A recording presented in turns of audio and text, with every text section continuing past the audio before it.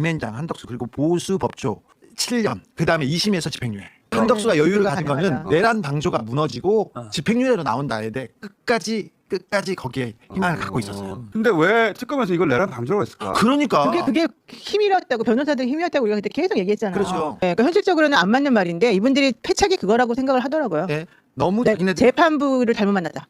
또 멘붕이 온 사람이 누구냐면요. 박성재입니다. 박성재 쪽이 거의 무너졌어요. 그다음에 이진관 부장은 재판에 하는 데가 많아요. 최상목, 맞아. 그다음에 한덕수 또 추가로 그렇죠. 되는 거 있고, 김주현도 있어요. 김주현, 이원모도 있고. 이게 헌법재판관 임명하지 않은 부분. 이 부분은 매우 중요한 위법 주요 사안인데 거기에 최상목 걸리죠, 김주영 걸리죠, 정진석, 그리고 정진석, 정진석까지 이런 걸려. 거 이게 그때 중형이 떨어. 중형이죠. 가장 놀란 문구는 이거요. 성공할지도 모른다는 생각에. 기대, 성공할 거라는 기대. 이 문장에서 나는 진짜 감탄했어요. 한덕수의 행위의 본질이잖아 이게. 내란 국무회의 참가자들의 본질입니다. 성공할 거라는 기대감으로 이들이 행동한 거 다 한다. 그래서 가담했잖아. 그러니까 그 뒤에 이제 받치는 게 세계사적으로 성공한 쿠데타는 다 독재가 되었다. 그렇죠. 너는 이제 윤석열이 독재를 해서 한 10년, 20년 해먹을 것 같으니까 거기에 숟가락을 주려고 그러니까 했지. 이거 친일 구테타하고 구테타. 친일 구테타가 더 나빠. 네. 더 나빠. 더 나빠라는 말을 이렇게 논리정연하게 맞아. 많은 경우 성공했고 권력자는 독재자가 되었다. 그러니까 아래로부터의 내란은 결국 폭동 정도라고 그치지만 위로부터의 내란은 권력을 동원한 검찰과 경찰 등등등 모든 국가기관들을 동원했으므로 이거는 얼마나 죄가 엄중하냐. 그리고 자기가 뽑은 국민들이 뽑은 사람이 이런 배신 행위를 했기 때문에 더 더 충격이다. 혼나다. 더 혼나. 나중에 대법관과 대법원장 꼭 시켜야 될 거. 대법관 패스하고 대법원장 바로 되는 그럴까? 우리가 한번 해볼까? 주진이 잘했다 이런 거. 감사합니다. 안기령 잘했다, 이런 거. 맨몸으로 맞선 국민의 안기령 잘했다 뭐 네. 이런 거잖아. 그거 듣고 얼마나 많은 사람이 위로를 받았겠어. 그러니까 너무 좋았어요. 사실 정말 책찍이랑 쫙 무너지고 너무너무 속이 시원했다. 앞으로 국무총리의 역할은 분명히 이제 판사가 지적을 했어요. 대통령의 위헌적 행위에 대해서 견제하는 게 막아야 책임이다. 된다. 국무총리도 그렇고요. 모든 공무원이 이제 위헌적인 위법적인 지시에 대해서 따르지 않아야 된다는 명확한 단죄. 친일 구테타가 성공하면 독재자가 되고 그리고 인권을 침해하고 경제 외교 타격을 받고 약해지는 시기가 되면 그때는 내전과 같은 정치 투쟁으로 국가가 어려운 혼란에 빠진다. 네. 시작도 문제고 나중도 문제인 거예요. 그 회복하기 힘들다. 그러니까 옛날 얘기 하지 마. 옛날 판결 들고 오지도 마. 내란, 그다음에 친일 쿠데타 이렇게 생각했는데 대한민국 민주주의에 대한 테러, 국격을 얼마나 손상시켰는지 알아? 그동안 어느 진영에서도 그렇지만 그 서부지법 폭동도 있었고 사법부에 대한 불신, 사법부에 대한 테러가 있었지 않습니까? 그런데 사법부가 마지막 인권의 보루였지. 기대를 그러니까. 저하고 사실은 15년 전인가부터 주진우 기자하고 같이 했던 얘기들이에요. 했던 그게 얘기인데 그때는 다들 거들떠보지도 않다가 이제 와갖고 특수본부가 뭔가 수사하기 전에 이런 일이 생기면 안 된다고 둘이 맨날 얘기했던 건데 변상국해 주십시오. 이런 일이 벌어질 수 있다고 경고하셨고 네. 예. 경고하셨는데 그게 윤석열을 만나면서 대폭발이 일어났죠. 네, 신천지에서. 그렇죠. 거기에서 시작합니다. 이명박이 박근혜하고 그 전설적인 경선을 한 2007년 경선 전에 이상득이 신천지의 손을 잡습니다. 그렇지. 신천지의 손을 잡고 야 당원이 필요해. 그때만 해도 이명박은 인기는 있는데 당내 기반이 이상득과 그 기반밖에 없었는데 당내는 박근혜 그리고 권리당원한테 꽉 이렇게 이거를 정년당이 내가 있었어요. 15년 전에 들었거든. 그렇죠. 그때 이상득이 들어가서 그리고 그 이명박 측근들이 들어가서 신천지를 작업해서 데려옵니다. 박근혜는 당시 한나라당 내에 코어 지지층이 있는데 네. 천막당 이명박은 그렇지. 없었어요. 그 땡겨온 거거든. 그때. 그렇죠. 거기가 출발이야. 이제 시작은 2003년 서청원 뭐죠? 청원 네. 사랑이라고 하는 이제 신천지의 이제 서청원 후원 캠프부터 시작이 돼서 나름대로 진보 진영에서 정권을 잡으면 가서 뭐 빌붙어봤자 탕채 움직여지질 않으니까 보수 정권을 택한 것 같고 또 신천지가 쭉 내부의 이제 진행 상황에서 사실은 이렇게 크게 터지지 않을 것인데 내부의 이만희라고 하는 최고 책임자가 너무 나이가 드니까 총회장이 통일교랑 구조상 똑같아요. 2인자들. 2인자가 이만희 나이 든 사람은 옆에다 모셔놓고 자기가 전권을 쥐고서 이제 흔든단 말이에요. 통일교도 똑같이 그렇게 이만희 되고. 총회장이 가끔 얘기하는 거 들어보면 앞뒤 맥락도 없고 아니, 가끔이 아니라 항상 안 맞아요. 항상 안 정명석하고 비슷해요. 신천지의 가장 큰 고민은 교회로 인정을 받고 교회로 모습을 갖춰야 되는데 교회를 만들려면 문화시설로 이게 등록이 돼야 되는데 교회를 갖다 만들기가 너무 어려우니까 견제가 심해가지고 상가 건물을 사서 용도 변경하는 것들이 있어요. 근데 이게 수십억 수백억짜리 건물들을 계속 사고 하는데도 용도 변경에서 걸리는 거예요. 항상. 그러니까 원래 로비를 고양이가- 계속 해야 돼요. 그래서 고양이가 이상득 용도 변경이 이명박 이상득을 만난 이유가 그거예요. 지금 용도 변경하려고. 예, 용도 변경은 과천. 제일 큰 문제거든요. 네. 그다음에 이제 신천지의 구조상으로 보면은 가짜 신학원이 많아요. 근데 그 가짜 신학원이 신천지가 운영한다고 생각하면 오산인 거죠. 지입차주에.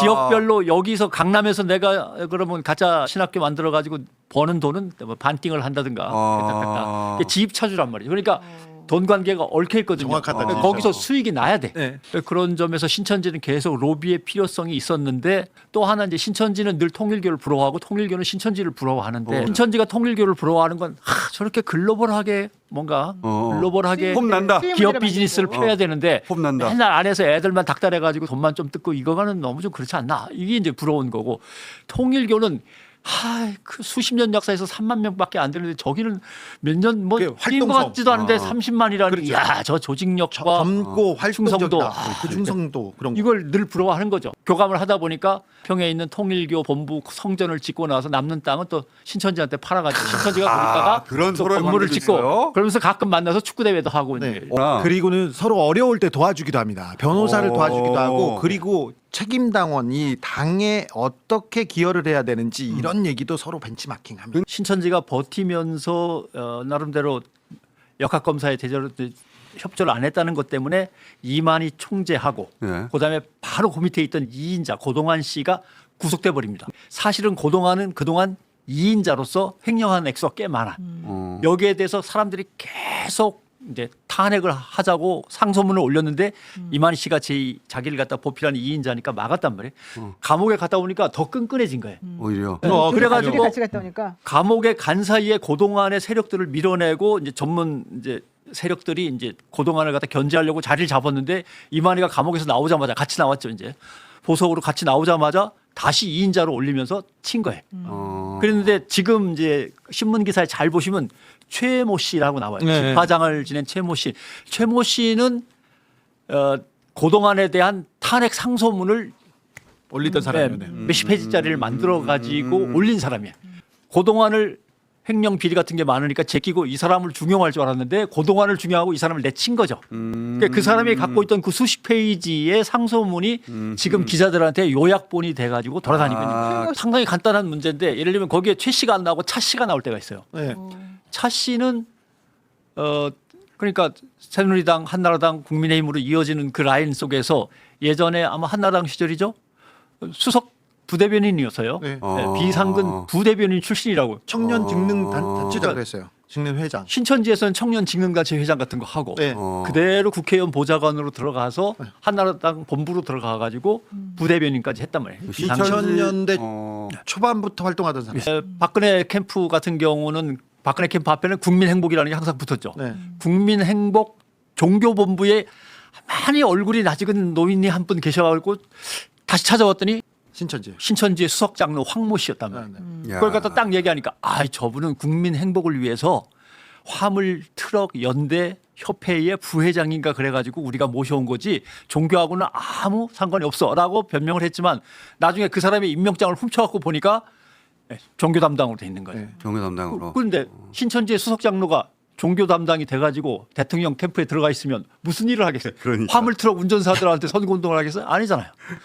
이런 것만 해도 계속 연결되고 노원에서 신천지가 건물을 빌려갖고 3계층을 쓰고 있었어요. 여러 개의 신천지 사무실이 있는데 그 한가운데 딱 국민의힘 사무실이 있어요. 그 지역은 건물 몇 개층은 신천지 사람들만 드나드는 거예요. 하얗게 왼쪽 가운데만. 위에 보시면 다 신천지 사무실인데 가운데 국민의힘 딱 박혀 있죠. 그 앞에다가 국민의힘이 되어주세요 하면서 온라인 당원 가입 QR 코드가 이제 딱 준비되어 있습니다.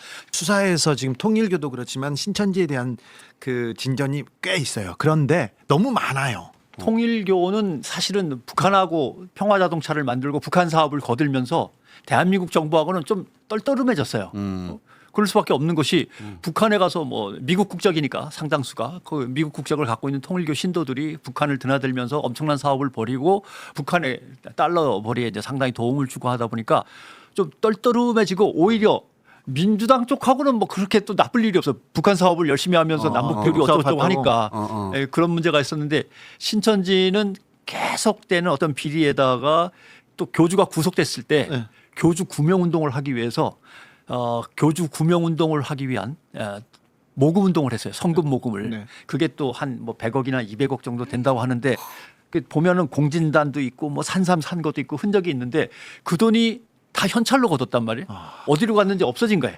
그건 신천지하고 김건희 쪽은 연결되려다가 결국 못 된 것 같아요. 김건희 씨는 우주의 기운을 막 모아갖고 자기가 쓴다고 뻥을 치는 스타일인데 신천지 이만희 씨는 교리적으로 상당히 원리주의자에다가 엄격해. 예, 항상 흰 상의에다가 검은 하의를 입도록 모든 사람에게 지시를 하고 박근혜 시계 차고 그다음에 군대식 훈련 시키고 그다음에 줄 맞춰 앉고 편제순으로 딱 1분대, 2분대, 3분대 이렇게 하고 그래가지고 상당히 엄격해서 다른 종파에 대한 약간 혐오나 이런 게 있어요. 예, 그러니까 뭐 무당 만나고 와, 법사 만나고 와라고 하는 게 안 통해. 예. 이명박 때 이명박 앞에서 종교를 담당하던 사람이 있습니다. 이상득과 다른 사람이 있어요. 네. 이명박 때 장관도 했습니다. 근데 그 사람들이 윤석열 때 똑같이 와가지고 윤석열 캠프에서 그 역할을 했습니다. 문체관광부 장관 대합 빌딩 1층, 7층, 8층, 9층, 11층을 썼는데 11층을 썼는데 윤석열 캠프가요. 캠프가. 여의도 그중에 대학 이제 그 제가 8층에 있었고 그 밑에 층에서 신천지를 관리한다라고 소문이 캠프 사람들한테 다 나 있었어요. 예, 예. 근데 이제 신천지의 2인자였던 고동환 쪽은 윤하고 빨리 붙어야지 윤을 놓치면 큰일 납니다라는 쪽이었고 이만희는 생각보다는 신중했던 거예요. 그래서 경선 때는 끼어들지 마. 누가 후보가 되는지 확인한 다음에 시작을 해. 되는 사람으로 하자. 이렇게 돼가지고 이만희는 속도를 좀 늦추는 편이었고 2인자는 확실하게 빨리 잡아야 됩니다라는 쪽이었고 그런 차이는 2007년 경선 때도 그 이명박한테 거의 주력 부대를 보내고 옆에 김무성이나 다른 박근혜한테도 선을 걸쳐.